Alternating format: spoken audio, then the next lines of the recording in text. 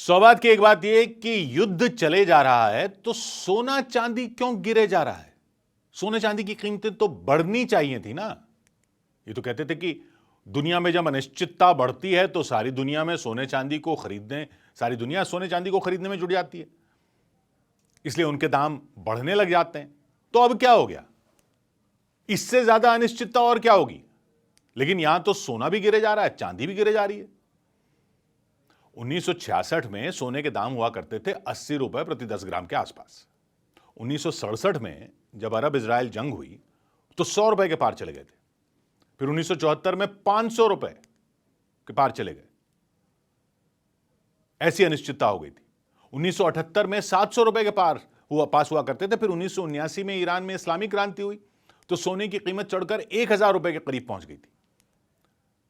1990 में gulf war शुरू होने पर सोना 15-20% महंगा हो गया था। 2022 में रूस यूक्रेन युद्ध में भी पहले सोना चढ़ा, चांदी भी साथ साथ चलती है, लेकिन उसमें सोने से ज्यादा उतार चढ़ाव होता रहता है क्योंकि चांदी का आधा इस्तेमाल तो अब उद्योग में होने लग गया है। सोलर पैनल में चांदी लगती, कारों में चांदी लगती, ईवी कारों में, इलेक्ट्रॉनिक्स में चांदी लगती है। लेकिन इस बार ईरान युद्ध की अनिश्चितता बढ़ने के बावजूद सोना और चांदी गिर रहे हैं। शुरू में थोड़ा जरूर चढ़े, लेकिन अब पिछले 4 महीने के निचले स्तर पर पहुंच गए हैं। सोना 2.25 लाख के आसपास चल रहा था, कह रहे थे 2 लाख का होने वाला है, अब वो 1.5 लाख के भी काफी नीचे आ चुका है। चांदी 3 लाख रुपए किलो पर चल रही थी, वो 2.5 लाख के भी नीचे पहुंच गई और इनके गिरने का सिलसिला जारी है। तो ऐसा क्या हो रहा, क्यों हो रहा है? ऐसे कौन से कारण खड़े हो गए हैं कि युद्ध होने पर सोना चांदी बढ़ने के बजाय गिरे जा रहे हैं? तो एक तो वजह यह बताई जा रही है कि अमेरिकी डॉलर बहुत मजबूत हो गया और सोने और चांदी की कीमतें डॉलर में तय होती हैं। तो जब डॉलर मजबूत होता है तो अमेरिका के अलावा जो देश हैं, खासकर वो जो ज्यादा सोना चांदी खरीदते हैं, जैसे भारत हो या चीन हो या यूरोप के देश हो, यहां के लोगों को सोना महंगा पड़ता है। महंगा पड़ता है तो मांग कम होने लगती है और मांग कम होने से कीमतें गिरने लगती हैं। लेकिन फिर सवाल उठता है कि सोना तो पहले भी महंगा हो रहा था, तो तब जब महंगा हुए जा रहा था तब मांग क्यों नहीं घट रही थी, और तब मांग क्यों नहीं घट रही थी और कीमतें क्यों नहीं घट रही थी? तो उसके लिए एक्सपर्ट बता रहे हैं कि इस युद्ध के हालात में डॉलर के मजबूत होने से डॉलर को सेफ हेवन माना जा रहा है। मतलब जो निवेशक अनिश्चितता के माहौल में सेफ रहना चाहते हैं वो डॉलर लेना पसंद कर रहे हैं, ये मानते हुए कि डॉलर की वैल्यू बनी रहेगी या बढ़ती रहेगी। और जब निवेशकों की बात हो रही है तो मतलब दुनिया के बड़े निवेशकों की बात हो रही है, जैसे बड़े बड़े बैंक, इन्वेस्टमेंट कंपनियां जो खरीद करती हैं, उनकी बात हो रही है। उन्होंने डॉलर का रुख किया हुआ है और इतिहास ये रहा है कि सोना और डॉलर उल्टा चलते हैं। मतलब डॉलर बढ़ता है तो सोना गिरता है, डॉलर कमजोर पड़ता है तो सोना चढ़ता है। 2008 में दुनिया भर में फाइनेंशियल क्राइसिस आया था तो डॉलर कमजोर हो गया था और सोना चढ़ गया था।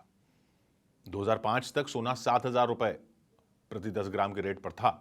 2007 में 10,000 पर पहुंच गया था, 2008 में 12.5 पहुंच गया, 2009 में 14.5, 2010 में 18.5, 2011 में 26,500 तक के रेट पर पहुंच गया था सोना।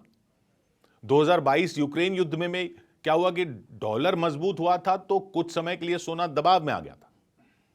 तो ये डॉलर और सोना उल्टे चलते रहते हैं। लेकिन दूसरी जो बड़ी वजह इस बार की गिरावट की बताई जा रही है वो है ब्याज दरें बढ़ने की उम्मीद। एक निवेश के रूप में सोने चांदी की खासियत ये तो आप सभी जानते हैं कि सोना चांदी ब्याज नहीं देते, उनकी कीमतें बढ़ती हैं या कभी घटती हैं, लेकिन रेगुलर ब्याज नहीं मिलता उस निवेश पर। तो अगर बैंक में या अमेरिका की सरकार के बॉन्ड में पैसा लगाने में ब्याज ज्यादा मिलने लग जाए तो निवेशक वहां पैसा रखना ज्यादा फायदेमंद समझेंगे और वही होने के आसार लग रहे हैं, क्योंकि सोना अब पहले ही इतना चढ़ चुका है कि यहां से चढ़ेगा भी तो चढ़ने की रफ्तार शायद वैसी ना हो जैसी हाल के दिनों में रही है। तो सोने के जबरदस्त उछाल के बाद अगर उसको बेचकर मुनाफा कमाकर वो पैसा अमेरिकी सरकार के बॉन्ड में लगा दो तो पैसा ज्यादा तेजी से बढ़ सकता है, क्योंकि अमेरिकी सरकार के बॉन्ड भी अंतर्राष्ट्रीय निवेशक बहुत सुरक्षित निवेश मानते हैं।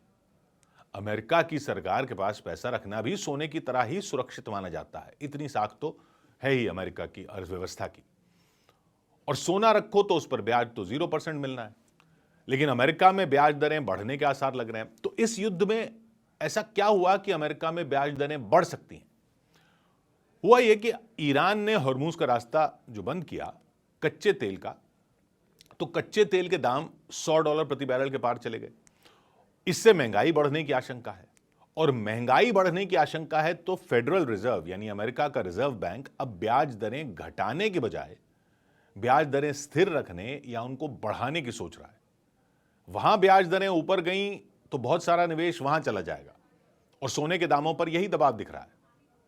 2020 से 22 के बीच में फेड यानी अमेरिका के रिजर्व बैंक ने ब्याज दरें 0 पर रखी थी, क्योंकि कोरोना की मार पड़ी थी। अमेरिका चाहता था कि वहां के उद्योग कर्ज लें, निवेश करें, ताकि धंधा चले, अर्थव्यवस्था रफ्तार पकड़े, इसलिए ब्याज हटा ही दिया था, एक तरह से 0 पर ही ला दिया था।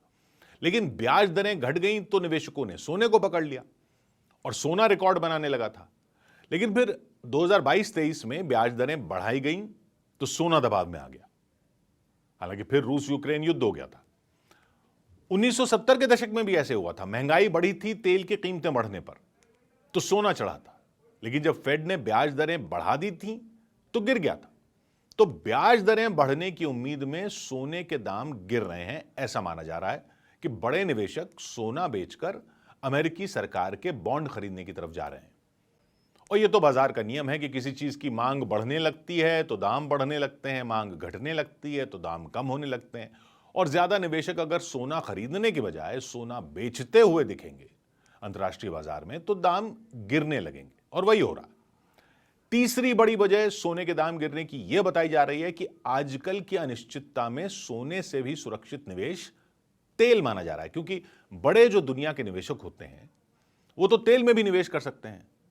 बड़ी इन्वेस्टमेंट कंपनियां जो हैं दुनिया की, जो बड़े बड़े बैंक वगैरह हैं, वो सोने से पैसा निकाल कर तेल में पैसा निवेश कर रहे हैं युद्ध के जोखिम को देखते हुए। तो एक तरह से सोना चांदी तेल से भी उल्टे चल रहे हैं। तेल चढ़ रहा है तो ये गिर रहे हैं, और बड़े निवेशक अपनी पोजीशन को इस तरह हेज भी कर रहे हैं। हेज करने का मतलब इधर नुकसान हो उधर से भरपाई कर लो, इधर नुकसान हो तो उधर से भरपाई करने के लिए काउंटर निवेश कर दो कि इधर भी डाल दिया पैसा उधर भी डाल दिया। इससे भी सोना चांदी की मांग कम हो रही है और उससे उनके दाम गिर रहे हैं। इस युद्ध में हॉर्मूज का रास्ता जो बंद हुआ और तेल के दाम 40% तक जो चढ़ गए, इससे महंगाई बढ़ने का भी डर बन गया और दुनिया में मंदी आने की आशंका भी खड़ी हो गई। तो सोने चांदी की डिमांड उस वजह से भी कम होती दिख रही है। चांदी तो उद्योग में ज्यादा इस्तेमाल होती है, और अगर मंदी की आशंका हो तो उद्योग की डिमांड भी कम हो सकती है। चांदी का 50-60% इस्तेमाल उद्योग में ही होता है। सोलर पैनल में चांदी लगती है, ईवी कारों में चांदी लगती है, एआई डेटा सेंटर में चांदी लगती है, क्योंकि हर तरह के इलेक्ट्रॉनिक्स में चांदी लगती है। महंगाई होने से और मंदी की आशंका से उद्योग की रफ्तार भी धीमी पड़ सकती है दुनिया में। इससे चांदी की मांग गिरने की आशंका है, इसलिए सोने से ज्यादा चांदी के दाम गिर रहे हैं। 1990 की गल्फ वॉर में तेल 135% तक चढ़ गया था। सोना पहले चढ़ा था, लेकिन बाद में जब ब्याज दरें बढ़ाई गई तो सोने के दाम गिर गए थे। 2022 में भी तेल चढ़ा तो सोना शुरू में चढ़ा, लेकिन ब्याज दरों के कारण फिर उस पर दबाव पड़ गया था। और चौथा कारण जो बताया जा रहा है वो है कि जिन बड़ी निवेश कंपनियों ने सोने में निवेश करके रिकॉर्ड मुनाफा कमा लिया था, वो सोने को इस टाइम बेचकर अपना मुनाफा वसूल रही हैं, क्योंकि उनको कैश की जरूरत भी पड़ रही है, क्योंकि शेयर बाजार गिर रहा है। शेयर बाजार के नुकसान को पूरा करने के लिए वो सोने को बेचकर पैसा जुटा रहे हैं।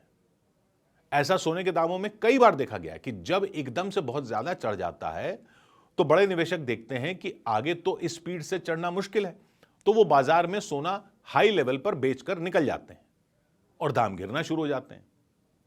तो कुल मिलाकर जो हो रहा है वो ये समझ में आ रहा है कि युद्ध की वजह से डर का माहौल तो है, अनिश्चितता का माहौल तो है, लेकिन डॉलर की मजबूती, ब्याज दरें चढ़ने की उम्मीद और तेल का प्रभाव ये ज्यादा ताकतवर पड़ रहे हैं।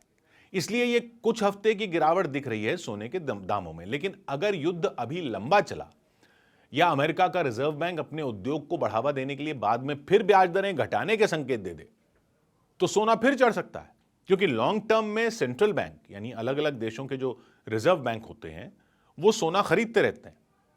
लेकिन अभी सोने के दामों पर दबाव दिख रहा है। चांदी में ज्यादा उतार चढ़ाव आता है क्योंकि चांदी की मांग उद्योगों पर निर्भर करती है। मंदी की आशंका होती है तो चांदी गिरती है। लेकिन अर्थव्यवस्थाएं दुनिया की अगर फिर पटरी पर लौटने लग गईं तो चांदी की मांग फिर बढ़ सकती है। और तेल के ब्लैकमेल को काउंटर करने के लिए तो सोलर पैनल चाहिए ही दुनिया को, इलेक्ट्रिक गाड़ियां चाहिए ही होंगी, उन सब में चांदी का इस्तेमाल होता है, तो वो डिमांड तो आगे फिर बढ़ सकती है। यानी इस उतार चढ़ाव को समझने के लिए दुनिया में क्या हो रहा है वो समझना बहुत जरूरी है। 100 बात की एक बात।